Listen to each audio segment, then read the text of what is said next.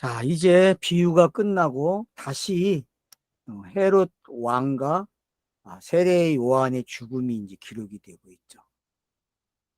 그리고 헤롯 왕, 그리고 어, 세례 요한.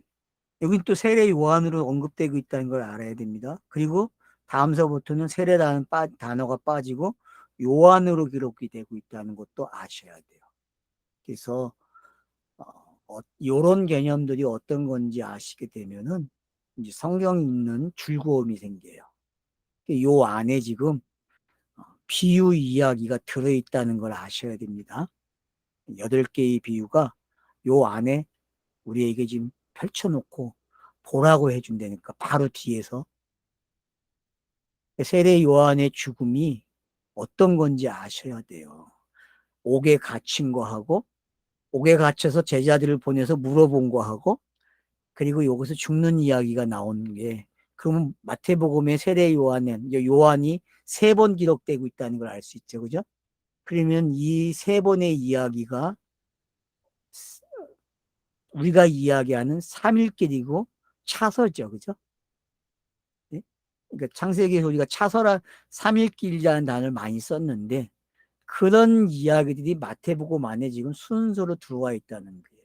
이 말은 마태복음 편집이 지금 어떻게 가고 있는지를 보여주고 있고 그래서 비유가 끝나고 바로 14장으로 오게 되면은 바로 비유가 해석된 게 어떤 게 일어나야만 되는지를 설명하는 거죠. 천국은 바로 이런 거야. 목이 바뀌어야 돼. 라고 끝나는 거죠. 그러니까 뭐 춤을 추고 뭐 딸이 나와서 하는 그런 모든 이야기들은 무슨 이야기예요? 성경이 기록된 방법들이 알았죠. 성경이 기록된 방법. 그러니까 성경이 그렇게 기록이 됐다는 거예요. 근데 사람들이 전부 다 그렇게 번역을 해놓으니까 전부 그렇게 읽고 끝나는 거야. 근데 그게 문자가 그런 역할을 해왔다는 거죠. 문자가. 그래서 문자를 보면은 여러분들이 그 일이 꼭 일어나야 돼요. 그러면 어? 춤을 추고 세례 요한의 목을 요구해야 돼? 맞죠? 시 없는 여자가 시를 가지려면 어떻게 해야 돼요? 세례 요한을 죽여야 될 거 아니에요. 세례 요한을 죽인다는 말은 예수를 죽인다는 이야기죠. 그래서 빌라도의 재판과 헤롯은 똑같은 거예요. 알았죠? 여기 니콜 그렇게 시켜야 돼요. 그리고 요거를 누가 해요? 군중들이 하죠. 그죠? 빌라도에서는 군중이 하잖아요. 시켜가지고 제사장이. 근데 여기서는 누가 해요? 엄마가 시켜가지고 요구하잖아요. 그러니까 요게 어떤 건지만 여러분이 아시게 되면 그러면 마리아가 아이를 갖는 거와 같은 거죠. 그리고 마리아들이 식이 있는 여자가 된 사람이 되는 이야기. 그래서 부모 공경이 어떻게 되는지. 그래서 목이 바뀌고 머리가 세워지는 이야기. 그럼 창세기 1장 1절에 베레스트가 완료되는 거죠. 성전을 찾은 거죠. 그죠? 살 집을 찾았다니까요. 안식할 것을. 그 이야기가 여기에 종합적으로 기록이 된 거예요.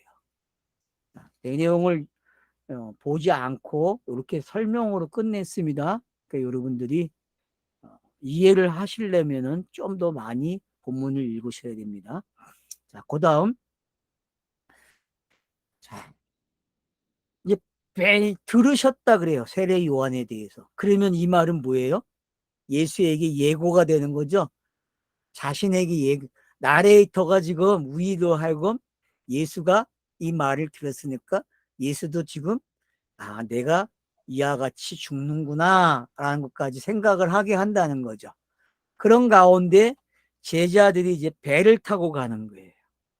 그 빈들로 가서 거기서 어떤 일이 일어나요? 이제 오병이어가 일어나는 거예요. 그 오병이어는요 떡상 이야기예요. 진설병 이야기란 말이에요. 그 진설병을 누구나 먹는 시대가 열린 거예요. 그죠? 제사장만 먹어야 되는데 이제는 누구나 먹을 수 있는, 왜? 해석이 됐으니까. 비유가 해석이 됐기 때문에 누구나가 먹는 시대로 열어주는 거예요. 알았죠? 그러니까 오병이어가 왜 일어나느냐? 바로 비유가 해석이 됐기 때문에 일어나는 거예요. 이사야의 저주가 풀렸기 때문에 떡상에 있던 것을 이제 누구나 먹는 거야. 제사장만 먹어야 되는데. 왜? 제사장이 먹었으니까 다른 사람이 먹을 수 있어요, 없어요? 그게 은혜죠. 그게.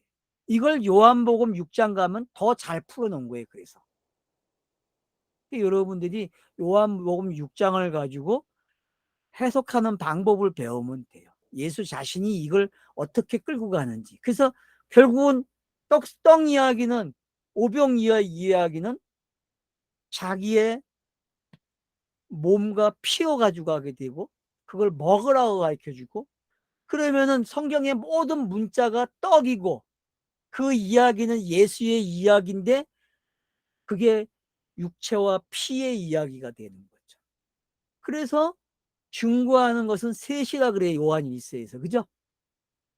그 이야기가 이렇게 성립이 된단 말이에요. 그래서 이런 부분들을 여러분들이 조금만 더 이렇게 날개를 피고 넓혀 나가시게 되면은, 아, 이런 거라는 걸, 오병이어 이야기는 이렇게 끝나는 거예요. 그래서요. 알겠죠? 네. 그 다음 넘어갑니다. 자, 배를 타고 가다가 물결로 인해서 고난을 당해요. 가다가, 그래서 고난을 당하고 있는데 예수가 걸어오네? 야, 뭐 요즘은 과학자들이 이걸 연구를 했대요. 뭐 창조과학회 사람들이 뭐 보트가 빨리 달려가면 뒤에 이거 끌고 다니는 그 뭐라 그러죠 이거? 네, 그런 거 타는 거와 같다고 설명을 하더라고요. 그런 구라가 세상에 어딨어. 이야기가 그런 거 이야기인가?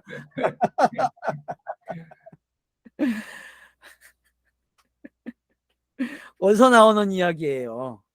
네? 물에서 떠 있는 예수잖아요. 물에서. 그러면 물의 이야기가 끝난 거죠. 물의 이야기가. 물이 무출 내는 이야기와 같은 이야기가 되는 거예요. 그리고 많은 열매를 맺는, 나무가 돼서 열매 맺는 이야기까지 가는 이야기가 이렇게 제자들에게 적용이 돼가지고 제자들이 이 과정을 걸쳐가는 거예요.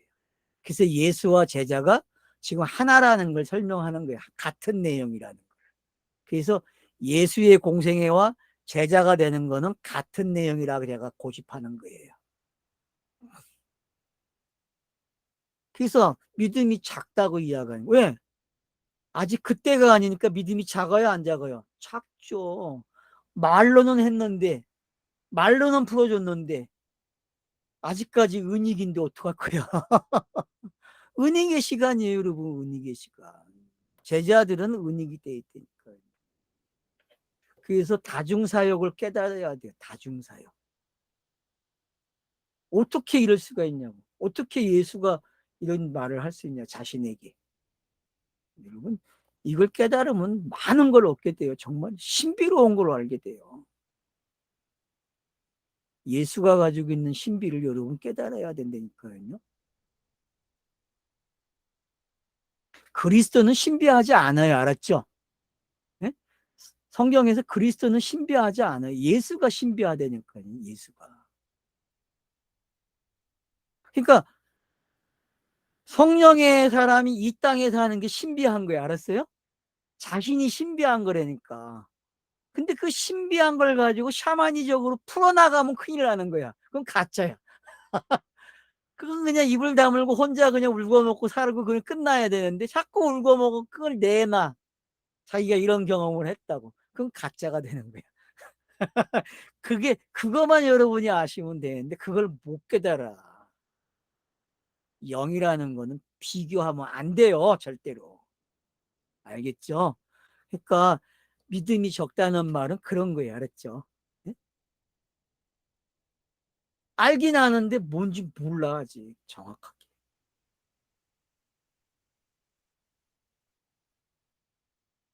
그러면서 하나님의 아들이라고 가르쳐주고 있죠. 왜? 제자들이 겪는 그것을 예수가 지금 어떻게 해요? 완료하고 있으니까. 네, 그런 것들이 어떤 건지 이해가 되면은 많은 걸 얻을 수 있는 거죠. 자, 게세마네 동산의 게네산의 땅에 이제 이릅니다. 그래서 여러분 지금 이렇게 출애굽을 그 홍해바다를 요단강을 이렇게 건너고 있다. 홍해바다를 건너 왔다 갔다 하고 있다는 거, 이건 마태복음 속에서 지도를 꼭 펴놓고 그래서 읽어야 돼. 지역이 나올 때는요, 꼭 동서남북 이게 지형이 움직이고 있다는 걸 알고 계셔야 돼요. 알겠죠? 배로 가든 뭘로 가든 이렇게 왔다 갔다 해요. 그러니까 이걸 아시게 되면은 여호수아서의 요단강을 건너가는 이야기, 세례받는 이야기, 그런 히브리라는 단어가 지금 어떻게 이 나레이터가 숨겨놓고 있는지를 알게 되는 거예요. 그런 것까지도 여러분 지형적으로 이해를 하셔야 됩니다.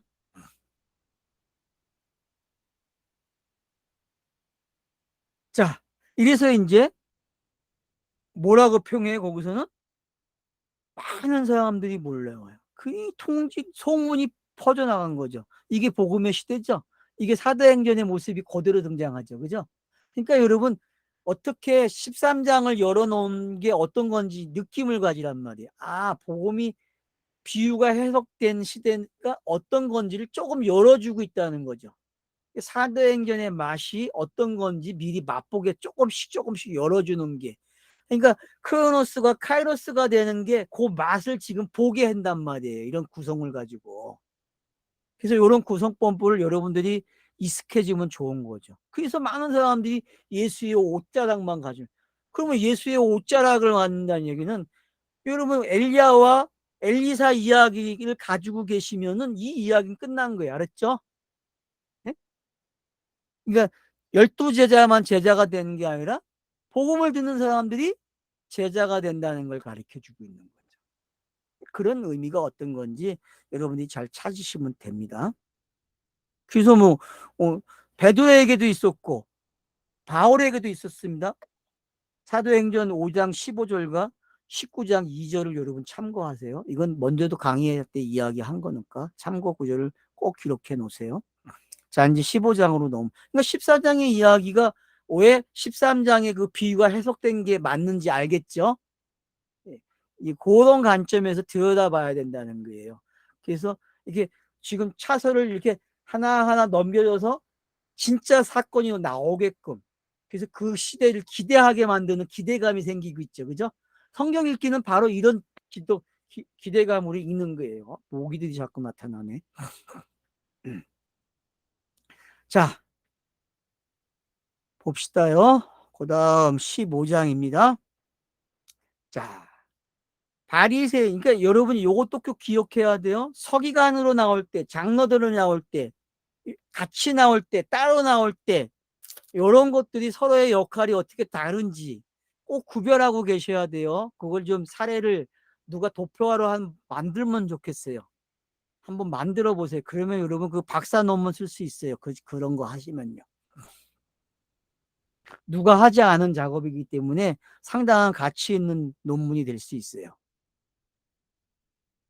그러면 여러분의 논문을 누군가가 많이 인용할 거예요. 학자들이. 왜냐? 아주 중요한 자료이기 때문에.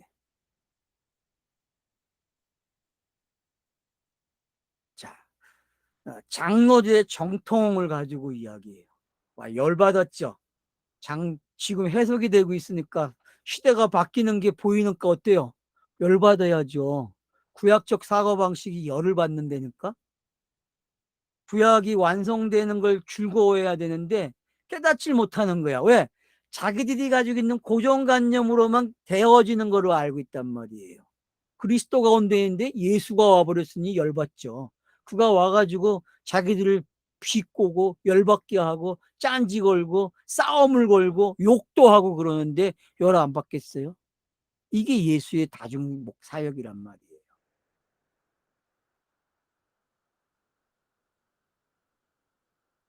자, 그래서 이제 전통에 관한 이야기를 가지고 부모를 공경하라. 자, 아까 우리 부모 공경 뒤에서 봤어요. 먼저 앞에서 봤습니다. 부모 공경이 뭔지. 이미 13장에 해석되니까 부모 공경이 나왔잖아요. 그죠?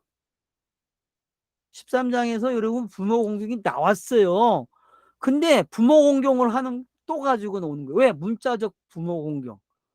유대인들이 가지고 있는, 이스라엘 사람들이 가지고 있는 그 부모 공경, 교회가 가지고 있는 부모 공경, 그거 가지고 그게 예수 그리스도로 가는 거야. 그 방법을 설명하면은 그들이 어떻게 해서 짠지 걸어요, 안 걸어요? 건대니까요, 여러분.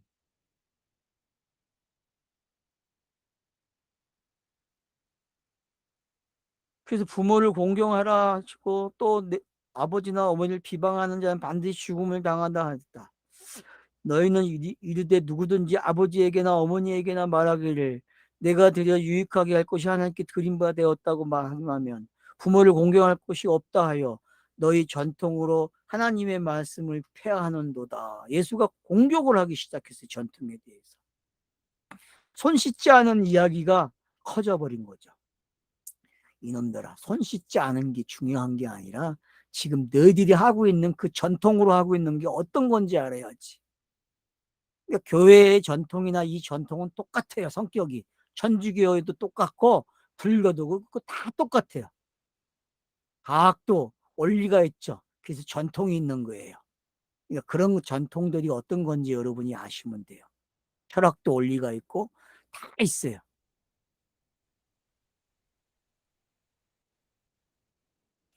그러니까 이사야가 뭐라 그래요? 이 백성이 입술로 나를 공경하되 마음은 내게서 멀도다. 맞죠? 그러니까 예수의 공생애는 입술로도 공경을 해야 되고 또 어떻게 해야 돼요? 예? 뭐라고 해요? 마음으로도 해야 돼.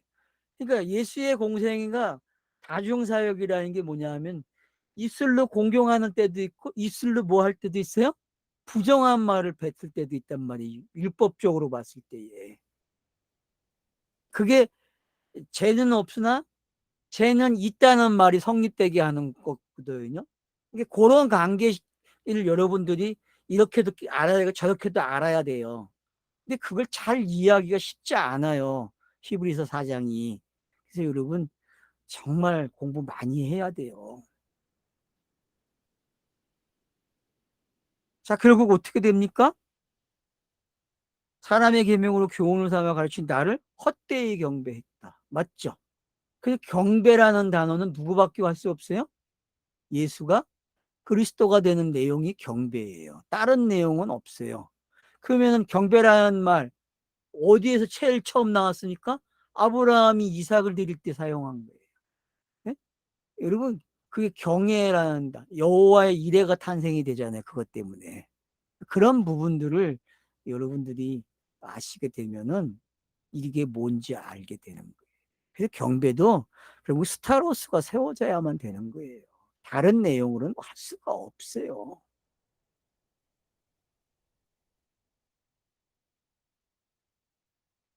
듣고 깨달아라 그래요. 10절. 중요한 구절이죠. 이거 왜요? 13장에서 비유가 해석했기 때문에 이렇게 말할 수 있는 거예요. 그러니까 성경 읽기는 듣고 뭐 해야 돼요? 깨닫는 거예요. 여러분들이 읽으면 깨달아야 돼요. 그래서 여러분 성경을 소리내서 내게 들리는 성경 읽기를 해야 돼. 알았죠? 그래서 통독하는 것도 좋고요. 자기가 읽어서 자기에게 들려주면 더 좋아요. 꼭 그 방법을 사용해 보세요. 알았죠? 속으로 읽으면 안 돼. 성경 읽기는요. 절대로.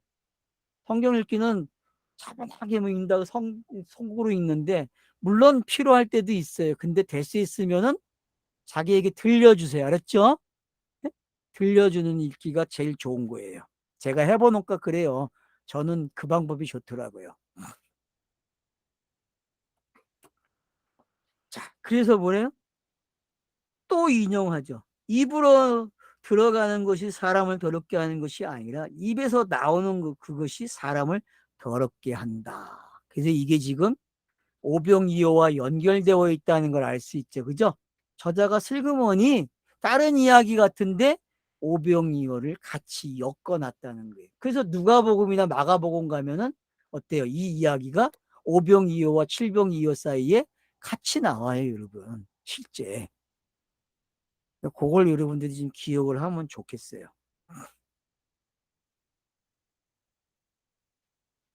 자, 여러분 입으로 들어가는 게 뭐죠? 자, 입으로 들어가요. 나와요. 자, 예수가 입으로 말을 해요? 그러면 누군가에게 그 입으로 들어가죠. 그죠? 듣는 사람이. 그죠? 듣는 사람이 들어가는 거 아니에요. 그러면은 들어가면 어떻게 해요? 아래로 내려갈 게 있고 다시 우로 나올 말이 있지. 그죠? 이게 성경 읽기예요, 여러분. 성경 읽기는 들으면은 어떻게 해요? 들어가요. 들어가면은 내보내야 돼. 변을 내보내듯이. 율법적인 걸, 상징적인 것들을 다 내버리고 해석된 말, 예수가 그리스도야라는 복음을 말해야 된단 말이에요. 알겠죠? 예? 이 말이 그 말이에요, 지금요. 자, 그리고 이들에게 뭐라 그래? 너희는 맹인이 소경을 인도하는 자들이라고 얘기한단 말이에요. 이 율법이 몽학 선생이 이런 거예요. 알았죠? 몽학 선생의 개념이 학대되면 안 돼요. 딱 여기서 멈추는 거예요. 알았죠? 예? 넘겨만 주면 되는 거예요. 더 이상 못 가요, 몽학 선생은요. 근데 몽학 선생이 더 가려 그래. 그러면 안 돼요. 예수는 예수로 끝나야 돼. 알았죠? 예? 몽학 선생의 역할을 예수가 하고 있단 말이에요. 예수가. 근데 몽학 선생은 율법만 알아. 아니에요.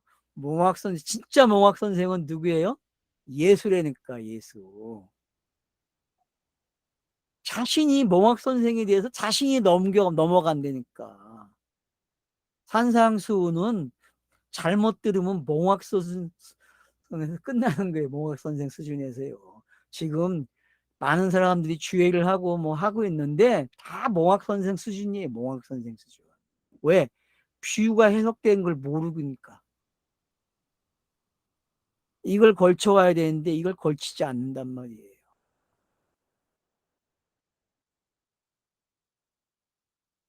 그러니까 비유를 설명해 달라 그래요.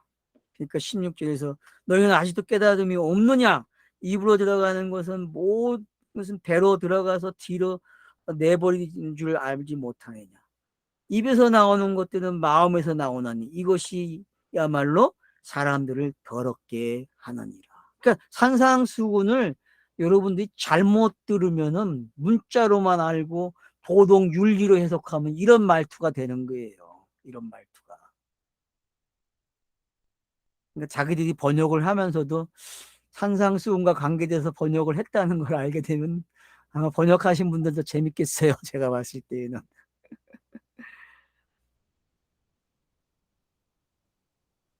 마음에서 나오는 것은 악한 생각과 살인과 간음과 음란과 도둑질과 거짓 증거과 비방이니. 예수가 이 말을 하는 거 알았죠? 그래야 십계명이 예수가 다 가져가는 거예요. 그게 십계명 때문에 수고하고 무거운 짐을 진 자가 되는 거고 죄 없는 자가 죄가 있는 자가 되는 거예요. 이런 말투들이. 이걸 여러분들이 잘 정리하실 줄 알아야 돼요. 그래서 사람이 더러운 것을 씻지 않는 손으로 먹는 사람을 더럽게 하지 못한다. 그게. 그러니까 그게 뭔 말인지 이제 알겠죠? 네? 사람을 더럽게 하는 것이요. 그 위에 19절에 이런 것들은 사람을 더럽게 하지만 씻지 않는 손으로 먹는 것은 사람을 더럽게 하지 못한다. 그래요. 그럼 씻지 않은 손이 뭘까요? 번역을 이렇게 해놔서 여러분이 언어를 가지고 보셔야 돼요. 이걸 정확하게 아시려면은. 그러니까 손이라는 단어가 어떤 건지 아시면 돼요. 손. 손. 손은 성경에서 보면 뭐예요? 여러분 알파벳에 히브리 알파벳에 손이 나와 있잖아요. 손이 뭐죠? 요드, 요드죠, 요드. 예, 요드. 뜻이 뭐예요? 손이잖아요. 손. 손이 손. 거기 다른 걸로 또 표시되어 있잖아요. 하나님의 능력, 예, 하나님의 능력. 뭐 하여튼 그래서 그런 걸 추적하게 돼. 만약에 하나님의 능력으로 추적하면 어떻게 돼요? 예? 예수가 십자가에 죽는 거예요. 더럽게 하지 못하는 거죠. 그죠? 더럽지 않은 거죠. 그 여러분 잘 찾아보세요. 그러니까. 자, 넘어갑니다. 자, 21절에 두로와 시돈 지방. 이제 가나안 여자 하나가 등장을 해요. 그래서 이 사람의 믿음과 앞에 나온 백부장의 믿음, 여러분 꼭 가지고 계셔야 돼요. 백부장의 믿음하고 요 믿음은 성경이 요구하는 믿음이죠. 그죠? 이방인들의 믿음이잖아요. 아브라함 자손이 된 믿음이잖아요. 그러면 로마서 읽는 방법이 나오는 거예요. 로마서 4장을 여러분들이 읽을 때 이거와 백부장 사건을 갖다 놓고 읽으란 말이에요. 그러면은 거기에 나온 방식을 알게 돼요. 4장을. 알겠어요?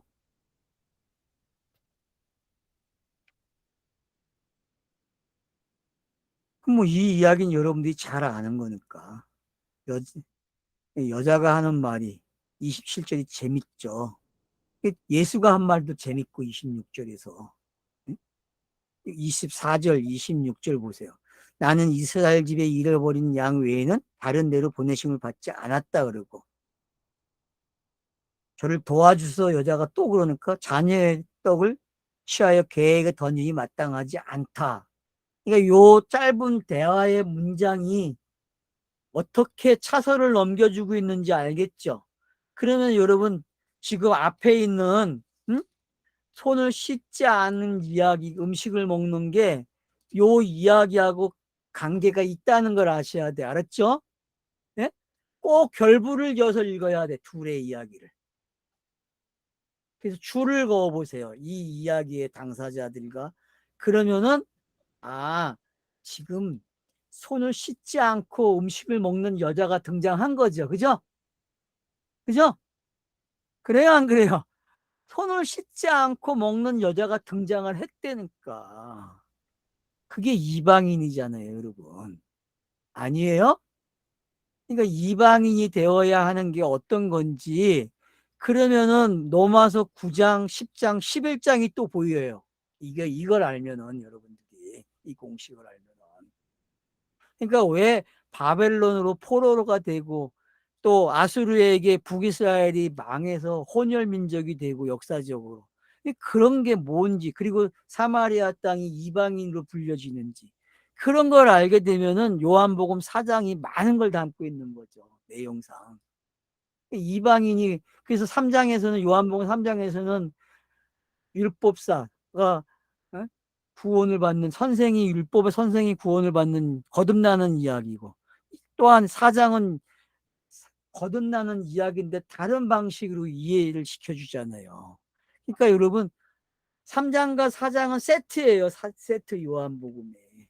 그 세트를 알아야 유대인적인 구원 방법과 이방인적 구원 방법이 하나라는 걸 알게 되는 거예요. 내용이.